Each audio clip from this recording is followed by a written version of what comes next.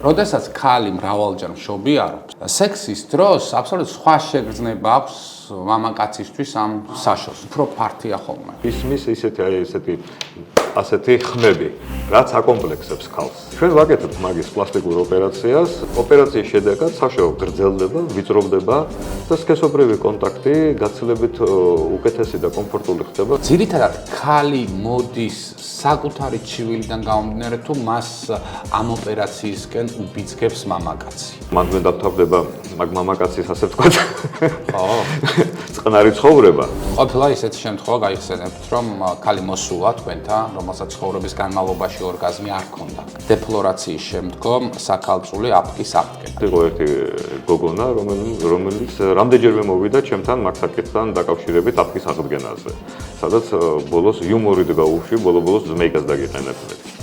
როგორც წესი, მშობელს მოყავს და პრელუდია ის არის, რომ წაიქცა, წამოეგო რაღაც ან კიბეზე ან რაღაცა და დაუზიანდა. შეიძლება ყველა მოატყო, გინეკოლოგს ვერ მოატყო. რა ღირს საქალწული აფქის აღდგენა?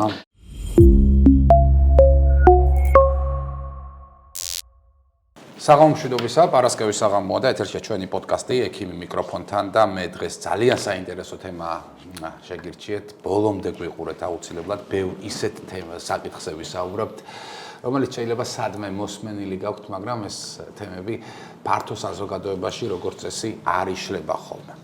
ძალიან საინტერესო სტუმარი გყავს დღეს, გახლავთ კარაპსმედლაინის რეპროდუქტოლოგიური, ენდოსკოპიური და პლასტიკური ქირურგიის ხელმძღვანელი გინეკოლოგიაში ბატონი რამაზ ჩარეკიშვილი. ბატონ რამაზ, დიდი მადლობა, რომ მოხვედით ჩვენთან და ძალიან საინტერესო საუბარი გველის, იმიტომ რომ ჩვენ პოდკასტის ჩაწერის წინ ბევრ ისეთ დელიკატურ თემაზე ვისაუბრეთ, რომელზეც ძირითადად ტაბუ ადევს ხოლმე და საჯაროდ არ საუბრობენ.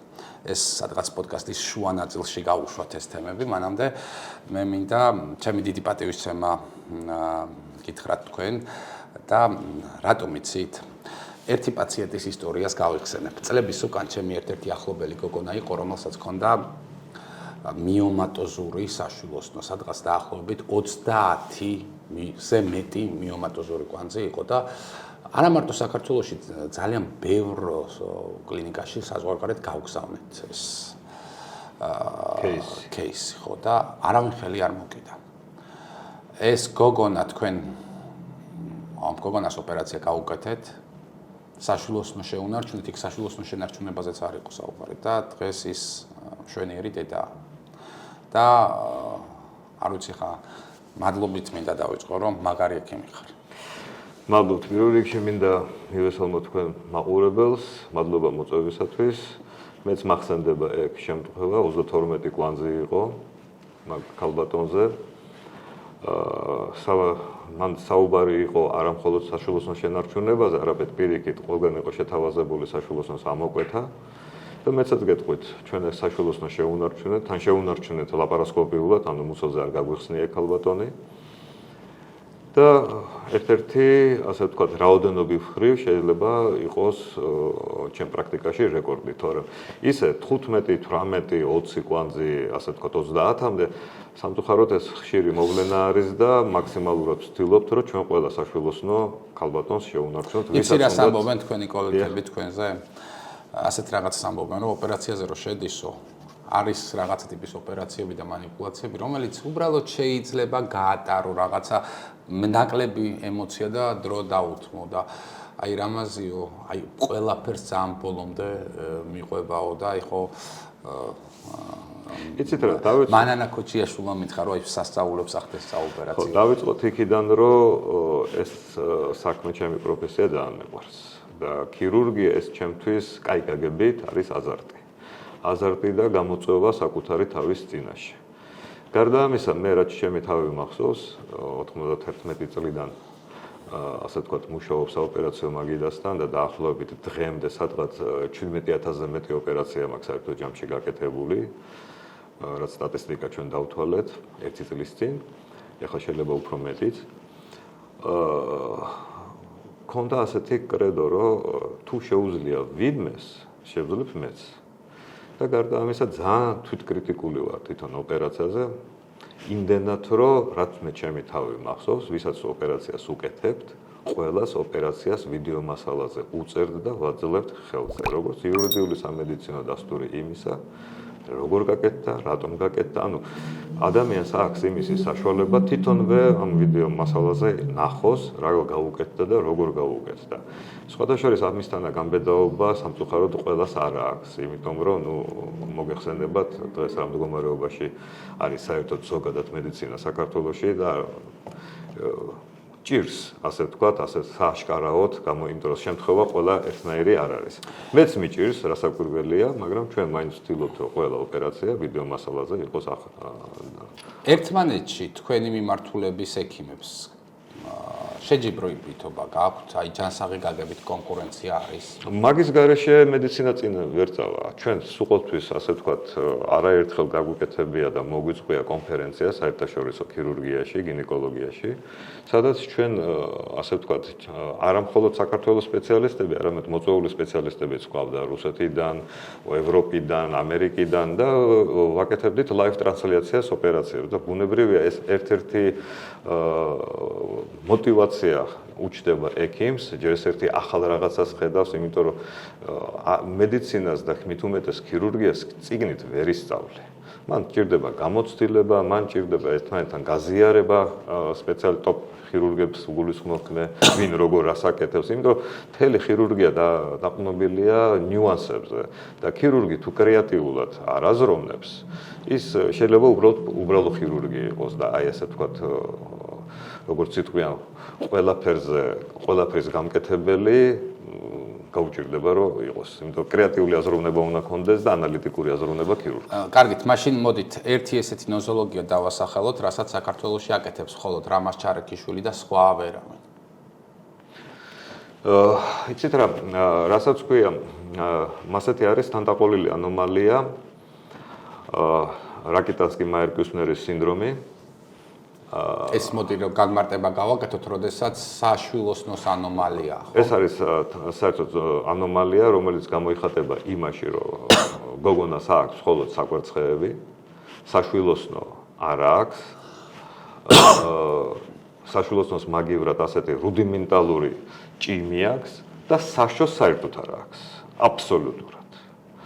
ახლა რა შარდვით როგორ შარდობს? არა, შარდვით ურეტრიდან შარდობს, საიდან უნდა მოშარდოს, მაგრამ იმის ქვემოთ, აი სადაც ჩვენ ახლა უნდა იყოს საშო, აპკი, ეგ არაფერი არ არის, არის ბლაგვი კუნთოვანი ქსოვილი და მეტი არაფერი. აბსოლუტურად. ახლა რა ბედიელის ამისთანა გოგონას, ხო, პრაქტიკულად ეს სოციალურად ისე პოპულაციაში როგორი გავრცელება აქვს ამ არის გავრცელებული სამწუხაროდ იმაზე მეტი, რაც ჩვენ ასე ვთქვათ გაგვახარებდა, იმაზე მეტია. ასეთი ოპერაციები კეთდებოდა ძირითადად მუცელკვეთით ადრე და კეთდებოდა ხელოვნური საშოს შექმნა სწორი მსხვილი ნაწლავიდან. რასაც თავისი გართულებების გარდა რა არის იცით ეს პრაქტიკულად ახლა აღარ კეთდება მასე, იმიტომ რომ თვითონ ოპერაცია იმაზე რთულია, რაც პათოლოგია ეს ერთი, ხო? გარდა ამისა, თვითონ ნაწლავიდან ჩამოყალიბებულ საშოს აქვს მაინც თავისი გამოყოფა სეკრეტი, რომელიც საკმაოდ შემაწუხებელი, ასე ვთქვათ, სუნიანია და იმ ეფექტს, რისთვისაც კეთდება ეს ყველაფერი, ქალი ვერ ღებულობს. ამიტომ ჩვენ ახლა ვაკეთებთ პერიტონეალური ფურცლიდან ლაპარასკოპიით. ადრე თუ ეს ოპერაცია ნაწლავიდან კეთდებოდა და ჭირდებოდა სადღაც 2 საათამდე მაგ ოპერაციას, მე ახლა მაგ ოპერაციას ვაკეთებ 20 წუთში, ლაპარასკოპიით. 20 წუთში ვაკეთებ მაგას. ახლა რას ვაწოდებ ამითი ქალბატონს, ხო? ვაწოდებ პირველ რიგში რასაკვირველია, სქესობრივი კავშირის შესაძლებლობას, გარდა ამისა, ვინაიდან საკვერცხეები აქვს და ის ფუნქციონირებს ჩვეულებრივად, მერე შემდგომში თავისუფლად უფრო უმარტივდება ხელოვნური განაყოფიერების კაბინეტს, ჩაატარონ იმ ხელოვნური ჩამოყალიბებული საშოდან ფუნქცია და აიღონ კვერცხუჟრედი და მოახდინონ ესე თქვა დონორის საშვილოსნოში სუროგაციის გზით, რომ შვილოსნობის უნარს უბრუნებს ფაქტობრივად და გარდა ამისა, ახლა სქესობრივ ცხოვრებას რომ შეძლებს, ეს ძალიან დიდი შესაძლებლობა. სოციალურად დაჩაგრულები უკვე აღარ არის. ამ სინდრომის მქონე ქალებს ორგაზმი აქვთ ხოლმე? იცით რა, ეხლა მოდი დავიწყოთ იქიდან, რომ ორგაზმი ხშირ შემთხვევაში დამოკიდებულია ძირითადად მე ვთვლი, რომ ემოციურ ფაქტორზე. მე არის უკვე მექანიკური, ეს არის კლიტორის და საშოს შესასვლელი ნაწილის გაღიზიანება. ისეთ რა თქვენ არ გსმენიათ ისეთი რამ, რომ საერთოდ ხელის მოკიდვაზე, მოფერებაზე საერთოდ არ ყოფილა სქესობრივი კავშირი ჩამოყალიბებული და ქალს ორგაზმი მიუღია, ხო? ამიტომ თუ ამას გავითვალისწინებთ, მაგ პირობებში შეიძლება რასაკვირველია ორგაზმის განვითარება. ანუ კლინიკურ პრაქტიკაში უთხოვთ ოპერაციის შემდგომ რომ ორგაზმი ეს ერთი. გარდა ამისა, ახლა იმას საშუარა აქვს, თორემ კლიტორი ჩვეულებრივად აქვს ჩამოყალიბებული, ამიტომ კლიტორის გაღიზიანებით ჩვეულებრივად მიიღებს ორგაზმს. აუ, ერთი ესეთი შეკითხვა მინდა დაგისვათ რა. უყურეთ, როდესაც ქალი მრავალჯერ მშობიარობს, ვთქვათ, და თუ ამ მშობიარობების შემდეგ მას აქვს, მაგალითად, ჩაჭრილი ან ჩახევას ეძახიან ხოლმე, შემდგომ სექსის დროს აბსოლუტურად სხვა შეგრძნება აქვს მამაკაცისთვის ამ საშვილოსნოს. ამ საშოს, ხო? უფრო ფართია ხოლმე. რასაკვირველია.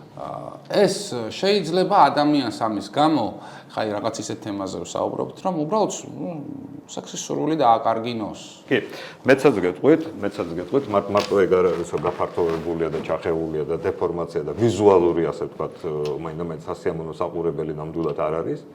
გარდა ამისა, მაგისთან ქალბატონებს, რომელსაც ასე ვთქვათ, არაერთი შობიარობის შედეგად მოხდა ან ჩახევა, ან ჩაჭრა, ხდება რა? შიდა მეოთხედი საშოსი არის საკმაოდ გაფართოვებული ხშირი შობიარობის შედეგად. მით უმეტეს გარედანაც თუ არის ეს ფართო ეს საშო, ხო? სქესობრივი კავშირის დროს არაერთი ქალი დამერწმუნება მაგაში, რომ ისმის ასეთი ხმები, რაც აკომპლექსებს ქალს. ანუ გეგონდება გაზებზე გავიდაო, დაახლოებით და ესეთი რუსულ ტერმინს მოვიშველებ, ხლაპკი. ჩვენ ვაკეთებთ მაგის პლასტიკურ ოპერაციას, ასე ვთქვათ, პლასტიკური ოპერაციის შედეგად, რომელსაც მე ვაკეთებ ლაპარასკოპიულად, სხვათა შორის და ამას მე გეტყვით რა პლუსები აქვს იმასთან შედარებით, რაც ვთქვათ, საშოს მხრიდან გაკეთებულ პლასტიკურ ოპერაციას. ოპერაციის შედეგად საშო გრძელდება, ვიწროვდება და სქესობრივი კონტაქტი გაცილებით უკეთესი და კომფორტული ხდება, როგორც ერთი და ისე მეორე პარტნიორისთვის.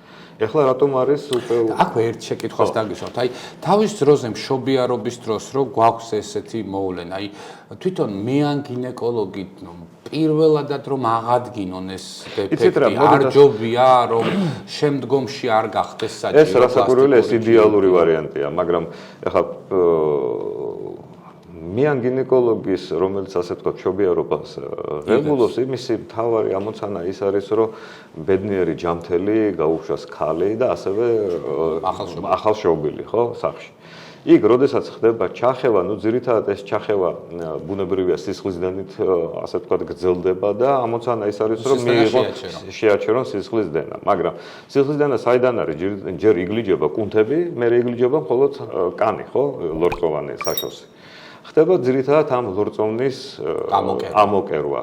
კუნთები როგორც წესი ხდება ხოლმე ისევ გაქცეული, გასული, იმ წუთას ბუნებრივი არანაირ პრობლემას არ ქმნის და ბედნიერად ქალი ეწერება სახლში. მაგრამ პრობლემები ვითარდება მერე რაც უფრო დრო გადის, ქალი ასაკში შედის და მით უმეტეს ახლა თუ ჭაბჭონიანობასაც უჩივის ქალბატონი, ხდება ბუნებრივია საშვილოსნოს, ანუ დაწევა თავისი შარდის ბუშტის კედლით, სწორი ნაწლავის კედლით და მერე ისევ ჭირდება იმას, ასე ვთქვათ, ქირურგიული ჩარევა, გინდათ საშვილოსნოს შენარჩუნებით, გინდათ საშვილოსნოს ამოკვეთით, მან სხვადასხვა სახის ოპერაციებია, რომელიც კეთდება და იძულებული ვართ, რომ ასე ვთქვათ, ქალი იძულებული ხდება, რომ გაიკეთოს, ვინაიდან პრობლემები ეწყება არა მხოლოდ იმიტომ, რომ ფიზიკურად დაეწია საშო, ესა საშვილოსნო, არამედ იმიტომ, რომ შარდის ბუშტი დაეწია, ხშირი შარდვის შეგრძნებები უჩნდება. უნებლიე შარდვაც მათ შორის შეიძლება. ჯერ ეწყება, ასე ვთქვათ, ხშირი შარდვის შეგრძნება, მერე მოშარდა და ვითომ ვერ მოშარდა ბოლომდე ვერ დაცალა შარდის ბუშტი, ესეთი პრობლემები და მერე შორსასული უკვე ხმამაღალი სიცილის დროს, როცა ურეტრას იცვლის კუთხეს,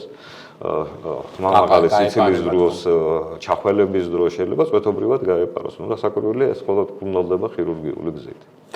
გასაგები, ანუ თქვენ ამბობთ, რომ აი, როდესაც ტონუსში საშო არ არის. მისი აღდგენა შობიარობიდან რამდენ ხანში უნდა მოხდეს ამ ოპერაციის ჩატარება, რომ კუნთოვანი ტონუს შეინარჩუნოს, ის აღარ იყოს ისეთი დიდი და უფრო ვიწრო ფორმა. იცით რა, რამდენიმე თვეში შეუძლია თუ ქალს აქვს ეს სურვილი და თუ ეხლა მოდით ასე ვიტყვით, თუ აპირებს კიდე სამომავლოდ ბავშვის გაჩენას უახლოეს პერიოდში, ხო? მაშინ ჯობია ჯერჯერობით თავი შეიკავოს ამ პლასტიკური ოპერაციის, რომ მე ისევ საოპერაციო არ გახდეს.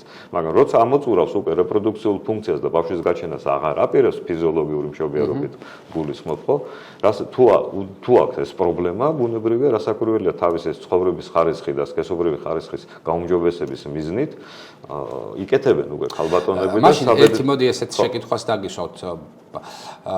ძირითადად ქალი მოდის საკუთარი ჩივილიდან გამომდინარე თუ მას ამ ოპერაციისკენ უბიძგებს მამაკაცი. აი რას ფიქრობ? იცით რა, მამაკაცი ამ ოპერაციისკენ როგორც წესი არ ასე ვთქვათ, ასეთ რჩევას მეუღლეს არ მიცემს. იმიტომ რომ მანდ დამთავრდება მაგ მამაკაცის ასე ვთქვათ. ხო. წყნარი ცხოვრება. მაგ საკითხს რო შეეხება. როგორც წესი თვითონ ქალი ხვდება, რომ რაღაცა მამაკაცმა ან ინტერესი დაკარგა, ან თვითონ დაეკარგა ინტერესი, ხედავს ამ დეფექტს და უკვე ეს კულტურა წამოვიდა, რომ ასე ვთქვათ, მაგრამ მხოლოდ იმას მიაქციოს ქალბატონმა ყურადღება რა აცვია და როგორ აცვია, არამედ რა მდგომარეობაში აქვს გენიტალური ორგანოებიც.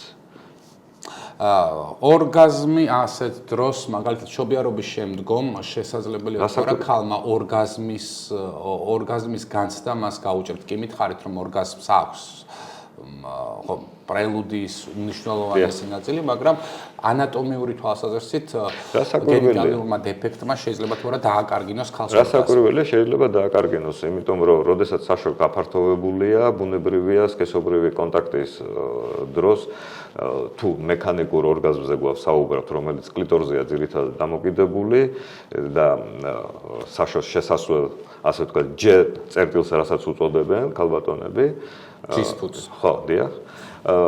ეს იყოს გაძნელებული, მაგრამ პლასტიკის შემდგომ, როდესაც საშო ვიწროვდება, უფრო მჭიდრო კონტაქტში მოდის, გინდათ სქესობრივი კავშირის დროს, გინდათ კლიტორთან, გინდათ ამ წერტილთან და ბუნებრივია ორგაზმის, ასე ვთქვათ, ალბათობა გაცილებით უფრო ხშირია.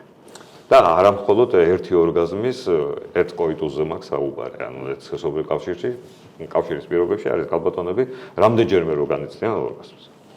ყოფილა ისეთი შემთხვევა გაიხსენებთ, რომ ქალი მოსულა თქვენთან, რომელსაც ცხოვრების განმავლობაში ორგაზმი არ ჰქონდა განცდილი და ოპერაციის შემდგომ გითხრათ, რომ ეს ემოცია შეიგრძნო რა იყო? ეხლა რა არის, იცით, ეხლა მე რეპროდუქტოლოგი, ხირურგი, გინეკოლოგი ვარ, ჩემთან ასე ღიად ორგაზმზე ნაკლებად საუბრობენ, მე თუ არ ჩავეძიე და არ ჩავეკითხე.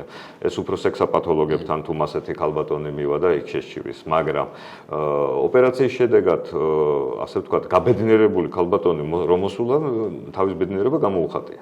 გამოუხატა. კარგი, კიდევ ერთ თემას მინდა შევეხო.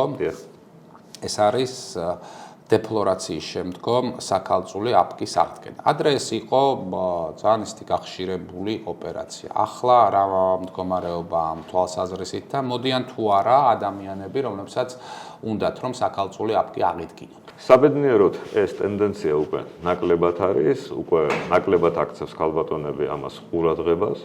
მამაკაცებიც უნდა ვთქვათ. მამაკაცებიც უფრო ეს უკვე სხვა მენტალობაზეა დამოკიდებული. ადრე ეს იყო საკმაოდ ხშირი.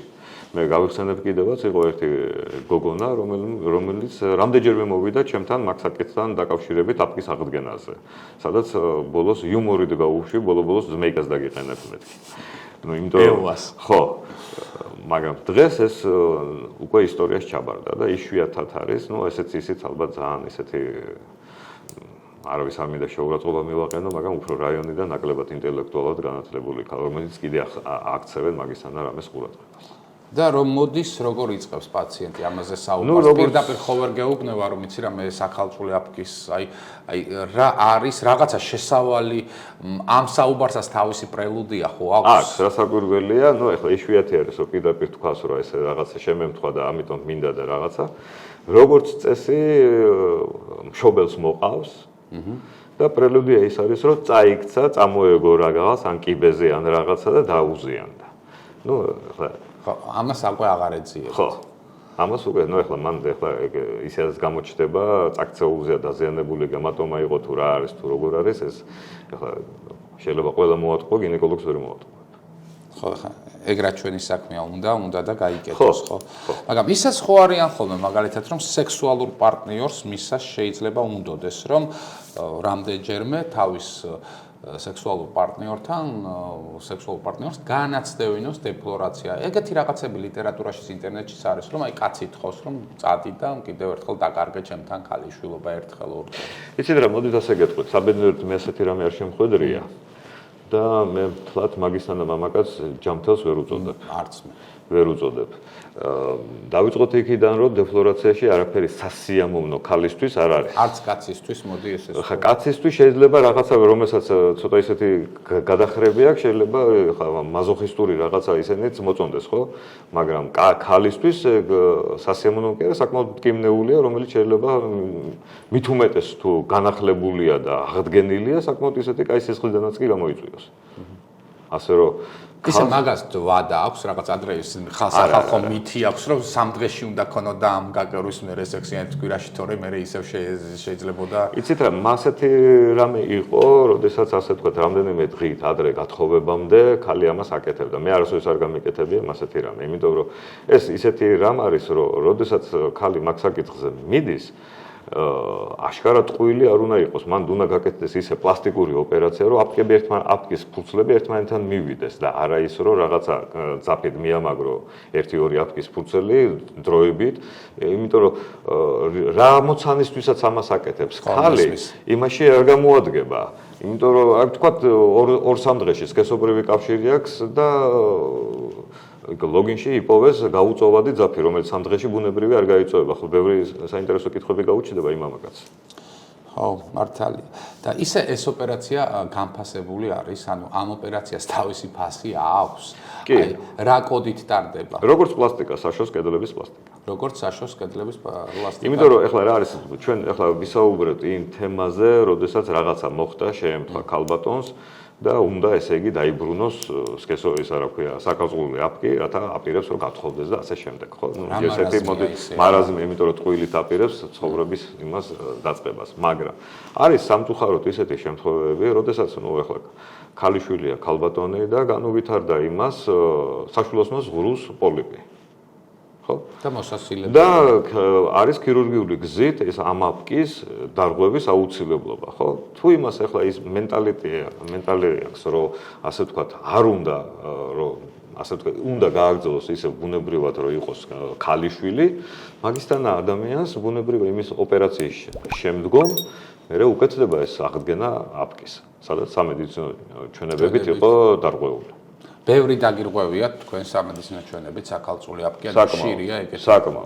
საკმაოდ, იმიტომ რომ სამწუხაროდ ახალგაზრდა გოგონებში 18-16 წლის ასაკში უკვე ხშირია სამწუხაროდ ეს საშვილოსნოს ღრუს პოლიპი და საშვილოსნოს ღრუს პოლიპს მალიგნიზაციის ჰისტეროსკოპიით ვერანაირად ვერ გამოიტან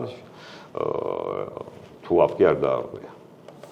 მოდი ისიც უთხრათ ჩვენ მაყურებელს რა ღირს საშვილოსნოს საქალწული აპკის აღდგენა საქართველოს. იცით რა, მოდით დაახლოებით აი ფასი რა. ნუ მე ვერ გეტყვით მაგის ფას, რატომ ახლა კაი ანეკდოტია, ბუხალტერიას მოღამკიდებ თუმცა მე ვიცი ასე ვთქვათ, რომ ეს არის განფასებული, ეს უნდა მივიდეს იმ დაწესებულებაში, სადაც დააპირებს და თუ იკეთდება პლასტიკური ოპერაცია საშოს კედლებზე, იქ იქნება აუცილებლად მაგისი განფასება. ახლა, მაგრამ რამდენად ამას აფინანსებს სახელმწიფო, ეს უკვე სხვა თემაა, იმიტომ რომ ეგ გადის. რა უცნაური იქნება სახელმწიფოს ეს დაეფინანსებინა. არა, ეს გადის პლასტიკურ ხირურგიაში, პლასტიკური ხირურგია მოგეხსენებათ დღეს საქართველოში არც კერძოთი და არც სახელმწიფოთი არ ფინანსდება, ასე რომ ეს პირდაპირ პაციენტის კისერზეა ყველაფერი. ბატონო რამას, რატომ აირჩიეთ ეს პროფესია? აი რა იყო თქვენთვის ინსპირაცია, რომ გამოსულიყავით ხო ქირურგი, გინეკოლოგი და ანუ თქვენ ფაქტობრივად ენდოსკოპიური ქირურგის სათავეში იყავით საქართველოში გინეკოლოგიური მიმართულებით. კი ბატონო, ჩვენი დანერგილი არის 91 წელს. ლაპარასკოპიული გინეკოლოგია საქართველოში, ძალიან კარგად მახსოვს ის დღეები, ძალიან ბევრი, ასე ვთქვათ, რთული პერიოდი გამოვიარეთ, იმიტომ რომ გვებრძოდნენ აი ესეთი უკვე ჩამოყალიბებული ბობოლად ქირურგები, რომელიც ტრადიციული გზით აკეთებდნენ, უწოდებდნენ კიდევაც ლაპარასკოპიას, ჭიჭვრიტანას ხირურგიას. მაგრამ ჩვენ მაშინ, როდესაც ეს დავნერგეთ, პრაქტიკულად დროს გაუსწარეთ. იმიტომ რომ საქართველოში რომ დაინერგა ლაპარასკოპიული გინეკოლოგია, ეს იყო დაახლოებით არც მეტი, არც ნაკლები, სადღაც 2 წლით ადრე დანერგილი გერმანიაში და ანუ პრაქტიკულად 2 წლით ვიყავით. ფეხ და ფეხ მივყევით ფაქტო 2 წელი არაფერი არ არის. არაფერი არა მედიცინაში, მით უმეტეს მაგ პერიოდში ჯერ კიდე საბჭოთა კავშირი იყო და დახურული სისტემა იყო, მოგეხსენებათ, ხო? რატომ ავირჩიე ეს მიმართულება? ვინაიდან მე სამედიცინო ოჯახში ვარ გაზრდილი, დედაჩემი, მამაჩემი, ჩემი და ჩემი მეუღლე ყველა ექიმები არიან და მე სხვა ვერაფერში ვერც წარმომიდგენია საკუთარი თავი და დღესაც რომ დავიწყო ხელახლა, ალბათ იგივეს გავაკეთებდი, იმიტომ რომ მე მიყვარს, როგორც გითხარით, აზარძღებულობ ჩემი საქმიდან გამომდინარე და რა არის მაგაზე მეტი ბედნიერება რა არის ადამიანს, როცა უჭირს და უშველს. ხო, დიდი ბედნიერება. მეანობაზე ხო არ გიფიქრიათ თუ პირდაპირ გინეკოლოგი? მამაჩემი იყო მეანი, მე მეანობას მე მიყვარს ასე ვთქვათ, კბილი ძილი. და რო უყურებდი როგორ შეიძლება აღვიძებდა წაეყვანათ, მაგიტომ მეანობაზე ნამდვილად არ მიფიქრია. 17,000-ზე მეტი ოპერაცია გაქვთ გაკეთებული. ყველაზე მეტი რა ნოზოლოგიის ოპერაცია ეს არის სისტეროსკოპია, როდესაც ენდომეტრიოზის მიმართულებით მიომები თუ აი რა პოპულაცია, ქალთა პოპულაციაში რა დაავადება ყველაზე უფრო მეტად გავრცელებული საქართველოში და მსოფლიოში. კვანძოვანი მიომა არის ხშირი, ისევე საკვერცხეების სხვადასხვა სახეობის ცისტები და ამ ბოლო პერიოდში მოგეხსენებათ ერთი დაახლოებით გეტყვით 6-7 წელი ძალიან გავრცელდა ენდომეტრიოზი, რასაც წინაპირობად უდგას გახშირებული საკეისროები საქართველოში. იმას ვისაც სჭირდება და ვისაც არ სჭირდება.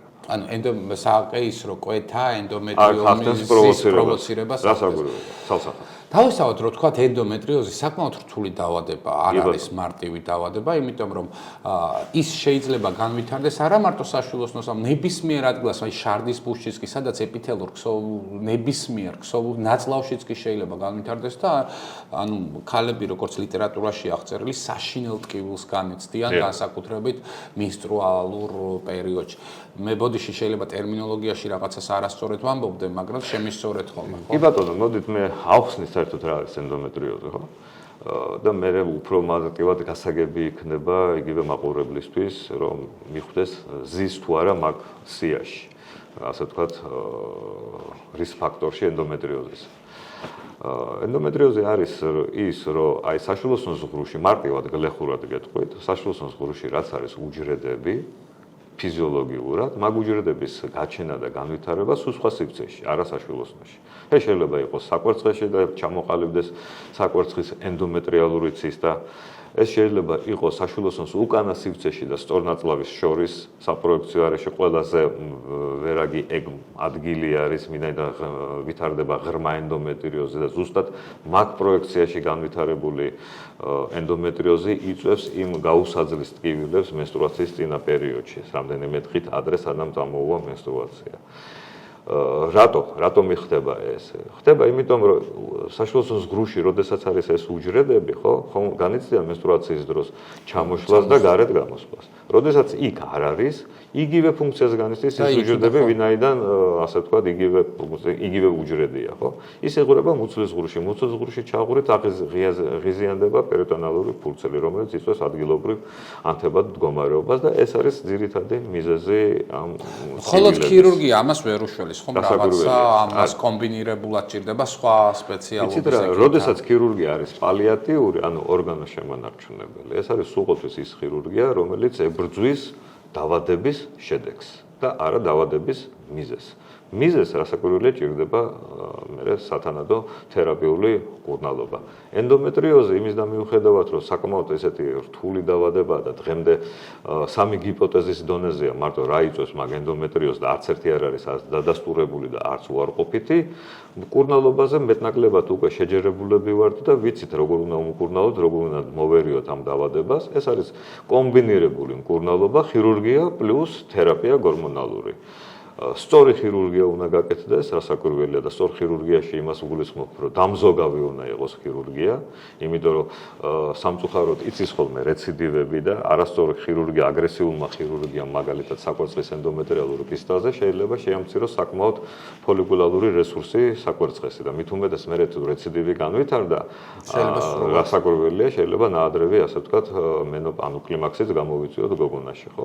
ამიტომ ხირურგია უნდა იყოს ძალიან დამზოგავი და ასეთი სკრუპულოზად პროფესიონალმა უნდა გააკეთოს, ვინც იცის რეპროდუქტოლოგია, ვინც იცის როგორ მუშაობს საკვერცხე, ხო?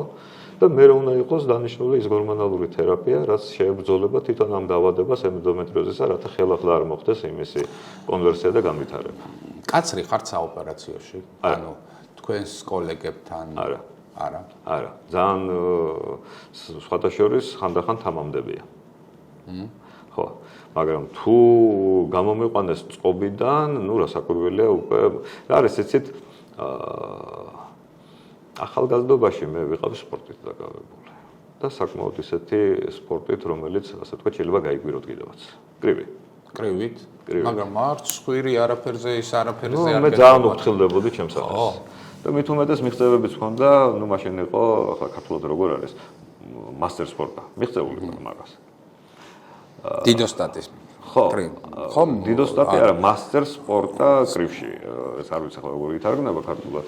ალბათ ქართული ვინც ჩემზე უკეთესად იცის გადათარგმნის. ისა პირველი ენა თქვენი აქ შეგეკითხებთ ქართულია თუ რუსული? ქართული, ბუნებრივია ქართულია ჩემი ენა, მაგრამ მე განათლება მაქვს მიღებული რუსული, როგორც სკოლაში, ისე ასე ვთქვათ, ინსტიტუტში, უნივერსიტეტში. ამიტომ რა არის იცით ტერმინოლოგია და ასე ვთქვათ, გაცილებით უფრო მემარტივება რუსულად, ვიდრე ქართულად, თორემ ახლა ჩემი მშობლიური ენა ქართულია ბუნებრივია ცალსახად. სადაურები ხართ ჩარექიშვილები? მოდით ასე გეტყვით, ასე ვთქვათ, რაიონი მე არ მაქვს. რაც ჩემი თავი მახსოვს, ეს არის თბილისში დავიბადე, თბილისში გავიზარდე. გარკვეული პერიოდი მამაჩემი იყო მივლინებული სამედიცინო თვალსაზრისით სამხრეთ ოსეთში, იქაც მომიწია ასე ვთქვათ, გარკვეული პერიოდის გატარება, დიდი პერიოდის გატარება და მე დავუბრუნდი ისევ საქართველოს თბილისში, თორემ ორივე მშობლის მხარე თბილისელებია. კრივზე საუბრობდით, რომ უფრთხილდებოდით სახეს. ხო, არა, მაგიტომ არ დავიწყე მე. მოთმინების უნარი გამოიმუშავა. ხო, არა მხოლოდ მოთმინების უნარი. მე მინდოდა მაგი მეთქვა, რომ ასე ვთქვათ, აი ეს შეჩოულიო იქ კრივში ხშირად იყო, რომ აი როცა გამოდიხარ შეჯიბრზე, ხო? რჩევები გესმის იქიდან, რა ქვია, შეიძლება დარბაზიდან იყო, შეიძლება ის შენი მსმენელი რაღაცას რჩევას გაძლევდეს თვითონ სრულობის დროს კრივის. მაგრამ მერწმუნდეთ, საერთოდ არაფერი არ მესმის მაგ პერიოდში, არ გესმის, იმიტომ რომ ჩართული ხარ შენ საქმეში და მარტო ესეთი ხმაური გესმის, მეტი არაფერი. ხო და ასეც არის საოპერაციოში, მე იმდენად ვარ შესული ჩემ საქმეში, რომ კიდაც არის სხვისი ლაპარაკი და რაღაცა ეს ყველაფერი ნამდვილად ხმაურის მითი მესმის, ასე ვთქვათ, არაცალკეული სიტყვა პასუხით, გამიგეთ, რომ რაღაცა ყური იქით გამექცეს ან რამე. მაგრამ თუ ეს ხმაური გადააჭარბა იმას, რაც ასე ვთქვათ, უკვე შემაწუხებელი გახდა პირადად ჩემთვის და საქმეში ხელს მიშლის, ანუ მაშინ რასაკვირველია შემიძლია წაუღრიალო კიდევაც. როგორია რამას ჩარექიშვილი შეხვედრა ოპერაციის შემდგომ ქალთან, რომელსაც ოპერაცია ჩაუტარა. აი როცა ის იღვიძებს, როცა შედიხარ და ვეუბნები იმას, რომ ყველაფერი კარგად არის, ბუნებრივია იმ პირველ გაღვიძებაზე დეტალებს ნამდვილად არ უყვები. რომ ასე ვთქვათ, პაციენტმა მოისვენოს, მაგრამ მეორე დღეს შემოვლაზე მე აბსოლუტურად ყველაფერს უყვები, არა მხოლოდ მე, ჩემი ასისტენტები, ვინც ამ საქმეში მეხმარებიან, ვიდეო მასალა გვერდზე უდევს და ძალიან ბედნიერები მიდიან და ძალიან წყნარად და მშვიდად. მაგრამ მოდით ესეთ რაღაცას შევეხოთ ხო ბიოეთიკურ ნაწილს. ძალიან ბევრ ექიმს საქართველოში უჭირს ძალიან კარგ ექიმს სათანადო დროს არ უთმობს პაციენტთან კომუნიკაციას. დიახ. იმიტომ რომ ყველა ადამიანს მაინც რაღაცნაირად ემოციურ დონეზე უნდა იმ ექიმს, რომელსაც ეინდობა ის მისთვის იმ მომენტში რაღაცნაირად ღმერთია და უნდა რომ მასგან ბევრი ინფორმაცია მიიღოს. აი თქვენ როგორ ამენეჯმენტებთ? ეს ძალიან მნიშვნელოვანია იმ პაციენტებისთვის, რომლებიც ახლა გვიყურებენ და თქვენთან მასვლას აპირებენ. იცით რა, კი, გამიგია, მსმენია, მინახავს. მაგრამ რა არის, იცით, პაციენტი როდესაც მოდის, იმას არ ულხინს. ის მოდის თავისი პრობლემით.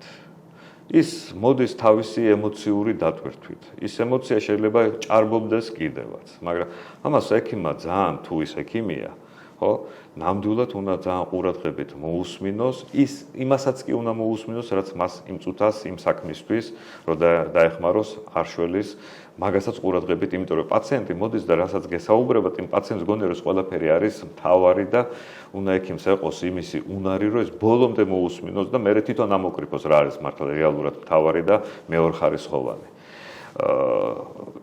და ეს მეორე ის რომ იცით რა ეს ექიმები არ არის რაღაცა ცალკე რაღაცა ჯიში და ცალკე რაღაცა კასტა ადამიანების. ჩვენც იგივე ადამიანები ვართ და როგორც ჩვენ არ მოგვეწონება ჩვენ რომ მივიდეთ ექიმთან და როგორც ის გაგვესაუბრება, ისე არ მოწონთ დანარჩენ პაციენტებსაც. ამიტომ ეს უნდა იყოს აღმოსავალი წერტილი და ექიმმა ისე უნდა მოექცეს პაციენტს, როგორც თვითონ უნდა რომ მოექცეს მერე რომ მივა თვითონ ექიმთან. აი პაციენტის და ექიმის ურთიერთობას შეეხეთ და არ ვიცი თუ მეტყვით რომ ეს ნაწილი არ ჩავდო პოდკასტში, არ ჩავდებ თუ მეტყვით რომ ჩავდეო, ჩავდეთ. თქვენ 2-3 წლის უკან იყავით საკმაოდ მძიმე პაციენტი, ანატომიური ოპერაცია ჩაიტარეთ, ურთულესი, რომელსაც აქ საქართველოში არავინ ხელი არ მოკიდა. გავაგრძელოთ ეს თემაზე საუბარი. გავაგრძელოთ რა პრობლემაა. გქონდათ მუცლის აორტის ანევრიზმა, მე რამდენადაც გავიგე, ხომ და ძალიან რთული შემთხვევა. რომელიც მე მაგის ისტორიასაც მოგიყვებით, თუ გაინტერესებთ. კი.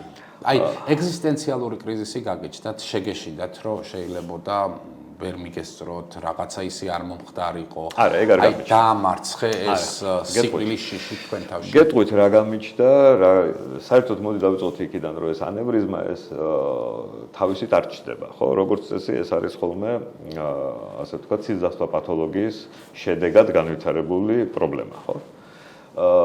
მე საბედნიეროდ მასე არ იყო ჩემი საქმე.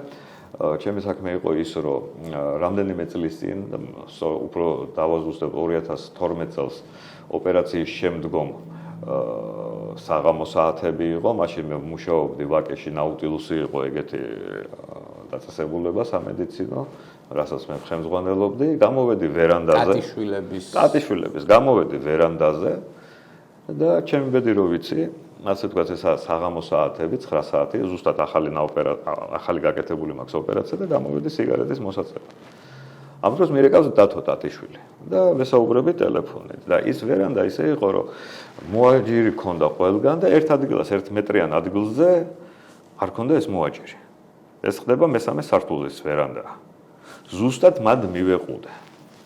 და გადავარდი. და გავაკეთე სალტო მესამე სართულიდან.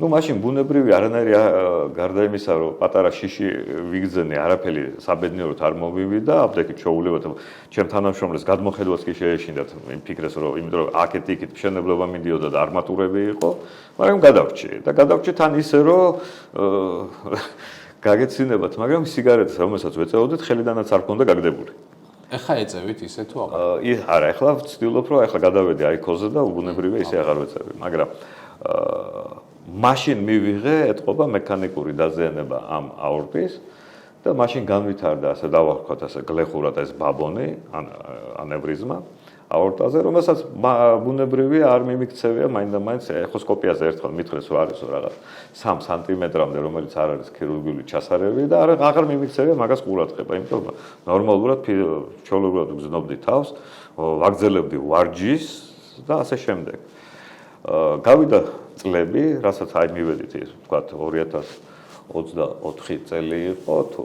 ხო, მასე.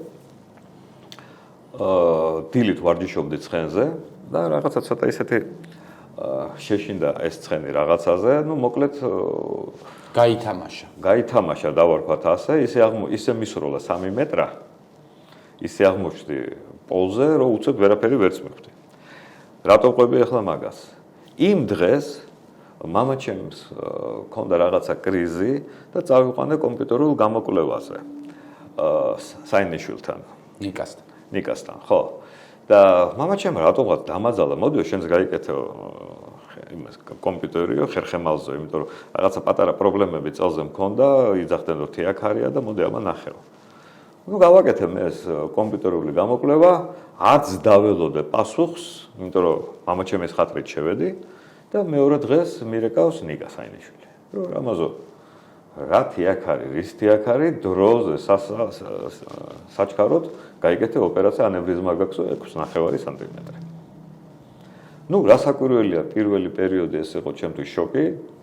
მაგ პერიოდში იღებდით პაციენტებს? რასაკვირველია. მე გეტყვით, პაციენტებს ვიღებდი კი არა, ოპერაციამდე ბოლო დღემდე ვაკეთებდი ოპერაციებს და ოპერაცია რო გავიკეთე, ერთ კვირაში რო გამოვედი სამსახურში, გავაგზავნე ოპერაციები. ეხლა აქ რატო არ გაგიკეთეს თქვენმა კოლეგებმა ეს იყო ძალიან ძიმე თუ შეეშინდათ რომ ასეთ დიდ ექიმს ნუ ვერ ვეტყვი რომ ეხლა შეეშინდათ რასაკვირველია პასუხისგებლობა საკმაოდ მაღალი იყო მაგრამ ის აქ მე რაც მინდოდა ენდოვასკულარული ანუ გაჭრის გარეშე აქ ვერ შემომთავაზეს მაგი ვინაიდან იქ ცოტა არაორდინალური შემთხვევა იყო და იმ სტენდ გრაფტის ანუ ის სტენდი რაც უნდა ჩაიდგას იმ აორტაში სპეჩეკვეთა ჭირდებოდა ასე ვთქვათ, ის სტანდარტული რაც გაყიდვაშია, ის ჩემთან არ წავიდოდა. ამიტომ თვითონვე ამან ჩემმა კოლეგებმა ბარაქალა მაგანთ მირჩიეს, რომ ამას აუცილებლად წადი და უცხოეთში გაიკეთე და უცხოეთშიც ისიც ყველგან არ გამოდიოდა, იმიტომ რომ ბევრ ასე ვთქვათ, ევროპულ ქვეყანაში მირჩიეს ისევ მუცელკვეთა. ქონდა მე ასე ვთქვათ, ჩემ მეგობრებთან მოსკოვშიც დანარეკი, მეგობარი მეხმარებოდა ავსტრიაში და ან საფრანგეთში, მაგრამ ყველამ რომ ნახეს кейსი, მხოლოდ მუცელკვეთაა. მე რაღაც მოხდა ისე, რომ დაუკავშირდი ლიფ ჰოსპიტალს. და იქ ჩემმა კოლეგამ აიღო თავის თავზე ეს ყველაფერი გადაუგზავნე. იყო სპეცშეკვეთა ამ სტენდის და ჩავედით მე, ჩემი მეუღლე, ჩემი ბავშვები, გამოვყვა ჩემი ანესთეზიოლოგი მეგობარი თემური გულეშიძე და ასე ვთქვათ, ნუ რასაკვირველია ახლა ეს არ არის ის ოპერაცია, სადაც ასე ვთქვათ, რომელიმე ნორმალური ჯანსაღი მოაზროვნე ადამიანი იტყვის, რომ ეს არაფერი. ეგ ისეთი ოპერაცია, სადაც 50% ან შეხვალ და ან გამოხვალ და ან არა. და საბედნიეროდ ძალიან კარგად გააკეთეს. იქ მეორე დღეს ფეხზე ავდექი და სამ დღეში წამოვედი აქ და დავიწყე ისევ მუშაობა, ჩვეულებრივად. ანუ არც ბიულეტენი ამიღია, არც არაფერი. აი, თქვენ ამბობთ, რომ 50-50-ზე იყო შანსი, ხო? ოპერაცია იცით რა თქვენს ხელში 17000-ზე მეტ პაციენტს გაუვლია, რომელიც ოპერაციაზე შეგიყვანიათ. აი ოპერაციაზე შესვლამდე, აი როცა აანალიზებ ამ 50-50-ს, როგორი რეაქცია გქონდათ თქვენს მეუღლესთან, თქვენს შვილებთან? მე გეტყვით, ოპერაციის წინ მართალი რომ გითხრათ, ყველაზე მეტად მე მეშინოდა დაძინების. და რატო? იმიტომ რომ მე საერთოდ ბუნებით ისეთი ადამიანი ვარ, რომელსაც მიჭირს რაღაცა, ასე ვთქვათ, მოვდუნდე. არ ვდუნდები. ეს არის მიზეზი იმისა, რომ პრაქტიკულად არ ვსვამ სასმელს. რომ ასე ვთქვათ, საკუთარ თავზე კონტროლი არ დავკარგო. მეგობრები დამცინიან, რომ ჩვენ წელიწადის ახალ წლის ღამეს უფრო მეტ ვსვავთ, ვიდრე შენ მთელი წლის განმავლობაში. ანუ მოდუნება არ ვიცი მე საერთოდ სულ აი როგორც სიტყვაზე გოპსტოპზე ვარ. მაგისი მეშინოდა რომ ასე ვთქვათ ვერ დამაძინებენ, არ მოვდუნდები და აი ამ განცდებში ვიყავ. მაგრამ მე სხვათა შორის რო უკვე შემიყვანეს და იყო ასეთი სიტუაცია ლიფტში შევედი, ეს ლიფტი იყო ასე ვთქვათ სარკეებით მოწყობილი, ჩემი მარიცოდნენ, არც ბავშვებმა, არც მეუღლემ, რომ ეს სარკეებით არის და ვხედავ უკან რა ხდება სანამ კარები დაიკეტება. ხო და როდესაც ამათმა მორთეს ტირილი, აი მაშინ მივხვდი იმ ლიფტში, რომ ჰოპა, მეთქი რაღაცა თან რა არის იცით, ახლა არის მე თქვენ აი როცა დაინახეთ რომ თქვენი მეუღლე ბავშვი მე მართალი რომ გითხრათ ტერილის დრო არ მქონდა და არც მიტირია ეს მაგრამ ცუდი ემოცია იქ ცუდი კარგა შევშინდი მაგრამ მე იმის იმედი მქონდა რომ ჩემი ანესთეზიოლოგი შემომყვა რაც იშვიათი დასაშვები არის იმ ხა მან გაჭრა ჩემ ავტორიტეტმა იმაში რა ქვია ლიბ-ჰოსპიტალში და ყველაფერმა ერთმანეთს ეს კოლეგა რომ ჩემი ანესთეზიოლოგი ჩემთან ერთად შემოუშვეს საოპერაციოში საოპერაციაში რო შევედი, ასე ვთქვათ, რასაკვირველია, შიში იყო, მაგრამ ისეთი აღჭურვილობა დამხვდა იქ, უკვე ამის ყურება დავიწყე პროფესიონალური თვალით და სანამ ამას უყურებდი, უცებ გავივიდე ინტენსივობაში. ბადურამას იცით როგორი შთაბეჭდილება მრჩება, რომ ცოტა მგონია რომ ჯიუტი ადამიანიც უნდა იყოთ, იმიტომ რომ ეხლა თქვენი აი ავადმყოფობის ისტორიას რომ ყვებით, ყველა გირჩევდათ რომ ღია წესით გაგეკეთებინათ და არავინ არ გირჩევდათ, მათ შორის ევროპის სამყარო კლინიკებშიც გეუბნებოდნენ რომ ღია წესით ღია. ეძებეთ და მაინც იპოვეთ. კი. მე მქონდა რომ არ არსებობს მეთქი, რომ ეხლა ჩემნაირი არანორმალური ქირურგი არ არსებობდა სადმე კიდე მეთქი. და რომელიც აკეთებს ყველაფერს გაჯრის გარეშე. და კიდევ ვიცი რა ღმერთსაც ყვარები ხართ მგონია რომ იმიტომ რომ ეს ისეთი პათოლოგია რომელიც შეიძლება მხოლოდ ძალიან წვავედ გამოვლინდეს როცა უკვე ყველაფერი დაგვიანებულია და კარგია რომ მამას იმ დღეს კრიზი დაემართა და შემთხვევით შეხვედით ამ რადიოლოგიურ კვლევას ახლა მასე რომ გადავიდეთ რასაკვირველია ასე ვთქვათ ღმერთისგან ნაკუცნარი ვარ ამას როგორც მე ჩემმა ოჯახის წევრებმა, ჩემმა კოლეგებმა პირდაპირ მითხრეს, რომ სხვანაირად არც ვფიქრობდით, რომ იმდენი გაქვს სიკეთე გაკეთებულიო ხალხისთვის, რომ სხვანაირად არც მოხდებოდა. გარდა ამისა, გარდა სამედიცინო სიკეთეების, რაც მე მაქვს ჩემ ამ ცხოვრების ეტაპზე ნაკეთები, მე საკმაოდ ისეთი მერწყული ვარ და სხვათა შორის ისეთი ჩვევა მაქვს, ჩემთვის ცუდი, ხალხისთვის კარგი. და გეტყვით კერძოდ რა. მე მიყვარს და კაიფობ, უკაცრავად ამ ჟარგონული სიტყვისა, ადამიანებს როცა ვეხმარებ. რომელსაც შეიძლება არც უთხოვია. ბევრისთვის საქმე გამეკეთებია, ბევრისთვის რაღაცა მიჩუქნია. ანუ აი ძალიან ასეთი ხელგაშლილი პიროვნებად მიცნობენ. იმიტომ რომ მე თვითონ მანიჭებს სიამოვნებას ვიღაცას რომ რაღაცას იკეთეს გაუკეთებ. და ასე ვთქვათ, იმის გარდა რომ იმას უკეთებ, გამოდის რომ ჩემთვისაც ვაკეთებ, მაგას იმიტომ რომ კოსმოსიდან ბრუნდება ენერგიები. ხო, ალბათ, რა ვიცი. კიდე იცით თქვენზე რას ამბობენ? ეს ყველაფერი ეს ნამდვილად ხო, მანაღად ნამდვილად ასია. იმიტომ რომ შეიძლებოდა არ გაგეკეთებინათ უბრალოდ ეს კვლევა და ხო, ძალიან ცუდად დასრულებულიყო ყველაფერი. კიდე იცი რას ამბობენ თქვენზე, რომ არასდროს გაურბის პასუხისგებლობასო და რაც ძალიან მნიშვნელოვანია ნებისმიერი ექიმისთვის. კონკრეტული შემთხვევა გაიხსენეს თქვენმა მეგობრებმა და ხა არ გვინდა ამასთან მოკავშირებით, მაგრამ უდიდესი პასუხისგებლობა გაქვთ ყველასთან მიმართებით. წარმატებულ кейსებთან, არაწარმატებულ кейსებთან, რაც ძალიან ისეთი ვაჟკაცური საქციელია ნებისმიერი ექიმისთვის და ხო, ეს ძალიან კარგია. მოდით ახლა ჩემს საყვარელ თემაზე გადავიდეთ, ეს არის ცხენები. ჩემი საყვარელი თემაა. ხო, და ადამიანს, რომელსაც უყვარს ცხოველები, რომელსაც უყვარს ცხენები, მიმაჩნია, რომ ის ყველა კარგი ადამიანია. ხო, ხა რა ხდება ამ საცხენოსნო სპორტში თქვენი მიმართულებით? ნუ ახლა მოდით ასე სპორტის მაგას წოდება ცოტა მაღალ ძალიან ისეთი გამოგმივა, მაღალ ფარდოვანი სიტყვებით, მაგრამ ცხენი ძალიან მიყვარს. ბავშვობიდან მიყვარდა ცხენი, სხვადასხვა ცირკში როცა მამაჩემს დედაჩემს მივყავდი, ძირითადად მაინტერესებდა არა ჯამბაზები, არამედ აი ცხენების გამოსვლა. და ჩემთვის ძალიან დიდი მნიშვნელობა აქვს ცხენის ვიზუალს, როგორ გამოიყურება მის სირბილს და მის გრაციას. ბუნებრივია მე უკვე 5 წელია ეს ხობი გამიჩნდა და პირადად ჩემი საკუთარი ცხენი მყავს, რომელიც ძალიან მიყვარს, რომელიც მე თვითონ ჩემი ხელით გავზარდე წლის და 2 თვის იყო, როცა ჩამოვიყვანე საქართველოში, ეს არის ფრიზის ჯიში ცხენი. და ჯერ კიდე გაზლის პროცესია 3 წლის არის, 4 თვეა რაც გავხედნეთ და ჩემი დღე იწება. ძრებით უკვე გახედნულზე? კი. კარგი ჩორთი აქვს?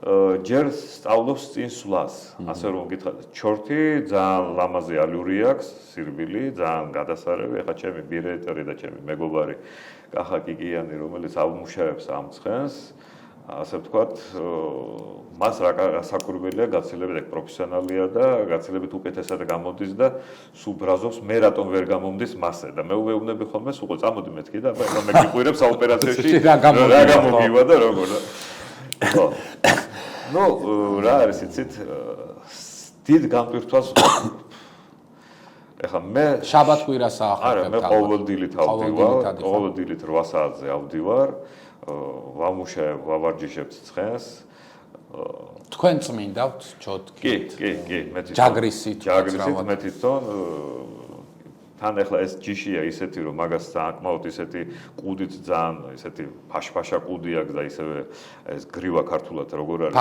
ფაფარი ხო რომ იცინიან კიდევაც რომ სალონიდან გამოსული ქალს შეშურდება ისეთ მდგომარეობაში უვლი და ისეთ მდგომარეობაში აქვს შენ ცხენს ყუდი და ფაფარიო ну მიყვარს მე საერთოდ ესტეტი ვარ და ყველაფერი ხანდახან ხშირად ეს კაი გემოვნება მღუპავს ხო, მესმის.